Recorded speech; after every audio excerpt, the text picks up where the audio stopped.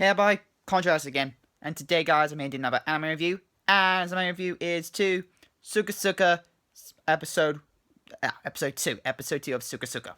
Now, before we get, before I get to this, guys, I need to say this. I'm doing this review quite late, 3:18 in the morning. 3:18 in the morning, yes, that early. I just couldn't get to sleep, so I thought best idea to watch some anime, and because I'm feeling a bit depressed as well, so I thought best idea to watch some anime, calm myself up, even though the one I'm reviewing is quite depressing and stuff. I thought, go to review it, watch it and review it, and give my thoughts for this episode. So, let's get a review of SukaSuka episode 2.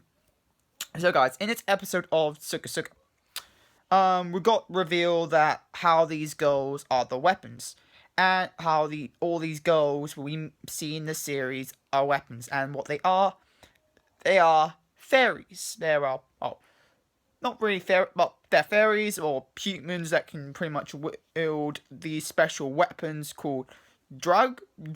I think they call it drug weapons or dog weapons. I might have to reread it but the drug or dog weapons, but these weapons seem to have a powerful force, and they're used to kill these ancient creatures known as the 17 beasts, something like that. Like, even though I think there's more than just 17 beasts, it sounds like there are, or they're just that powerful that can split into different forms or something. I don't know, but we don't get much we got information, but the history of what these 17 beasts and what's been going on. Now, our main character, once he finds out about how he finds out about this is that, the girls were little girls, like the little kids were at the start were nervous because they'd never seen an adult man before, so they were like scared and trying to avoid him. So our main character was trying to figure out a way to make sure the little girls can feel safe, they can feel happy around him. And of course, what he ends up deciding is that as he can cook something for them, and of course, kids can easily get very convinced by cooking, and of course, ends up working, and all the kids are able to open up and pretty much have fun around him. So, of course, as he's an adult, of course, he sees them, of course, as normal children. He sees them as normal children, and being the caretaker and also being the one who is the adult here, he of course takes some care, like you could say a big brother or a father figure. Now, during one of their playtimes outside, one of them ends up falling off a cliff, a very bad cliff, and getting a serious injury. And he was shocked to the house, so he was going to run after her. But then he noticed that even though she was seriously injured, she didn't care. Like, none of the kids, none of the girls cared. None of the girls cared that she got seriously injured, including herself. And he was like, why? What? Why? Do you not know you got a serious injury enough that could actually kill you? Like, he was, like, shocked. But, and then he finds out from, of course, the troll girl that, I got to say, she's best girl, troll girl. Like, every time she got to say this, like, every time she says you smell or taste delicious, like, that just, it's so funny what she does. Especially that lick scene, oh my fucking hell, they put a lot of budget into that, surprisingly.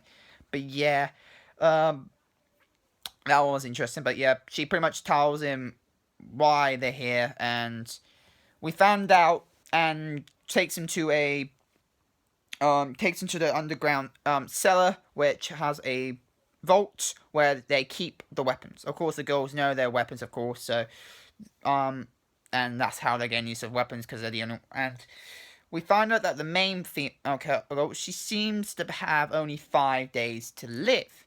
The reason why, because some reason 17 beasts, one of the 17 beasts is planning on doing something very, very bad, to the point that normal means they were all that these girls were doing, or all the military were doing to stop them, won't be able to work this time. So they have to go for another option, which is that one of them has to pretty much sacrifice themselves or blow up themselves with their powers, so they can wipe out, well, this destructive power that there's going to come out, destructive force is going to come at them. And that's what, unfortunately, our Mayfield character ends up being, and it's going to happen in 5 days. And God's sake, it's obvious this tragedy is going to come. Like, so much tragedy is going to come. Now, it also got revealed that our main character also has connections to this as well, because as we now know that he seems to be over 150, like somewhere over 157 years old. Like, I think it's 150, yeah, I think 157 years old. Like, years ago, like, you really know he's freaking old. He's actually old as fuck. But he seems to be having an immortal life or something like that. But, it seems like back in the past, he had some dear friends who were pretty much in the same situation. They were using these weapons, and they got called fairies as well. They got called fairies. I don't know if they're actually fairies or that they're just human girls who can use abilities and they call them fairies. I don't know. But he feels depressed, and this is the reason why he can leave them alone. And I take it what he's planning on doing is trying to figure out a way to protect them or save them. I think that's the goal he's planning on trying to get and trying to do. As this makes sense because this is the logical character who been through met people like this and had deep connections with some people who were in this situation before. Of course, he's not going to leave them alone. He wants to save them. So I take it that's the logic of that's going to happen.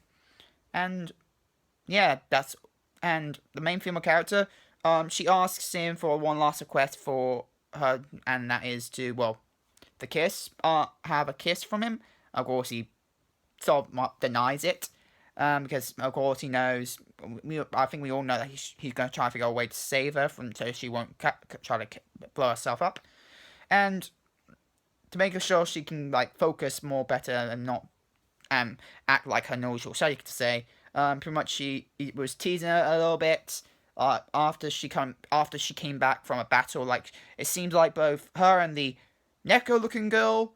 I don't know if she's a Neko. She might be Neko, but she didn't show. I don't think she showed cattail, but she does show Neko ears, so she might be a Neko. But pretty much those two went off to battle. Of course, one of the 17 beasts, and it seems like I don't know if it succeeded or not, but nothing too bad was happening to them except a main field character was passed out, like she just was exhausted, and so he took them to the infirmary in the dorm so she can heal up, and that's when the old conversation comes in, and then he gives her a special massage because it seems like she had some joints and stuff that need to get massaged, so he massaged it, but pretty much overall this episode, it definitely shows you the future tragedy that's going to happen with SukaSuka. Now, animation, like I said, I've got to say this, decent as for the type of series, it's meh, not too bad, not too good, not too bad. But like I say, meh. But exceptionally, I got to say that budget for this episode, the budget was definitely on the lick scene. The lick scene. Oh my god, they put that budget into the lick scene.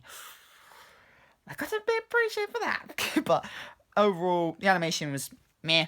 It's okay. Anyway, that's all I got time to talk about. Anyway, guys, that's my anime review to SukaSuka episode 2. Hope you guys okay. Could try fans today. If you guys have anything, down below. And yeah, hope you guys okay. Comment, subscribe, and I'll see you guys later.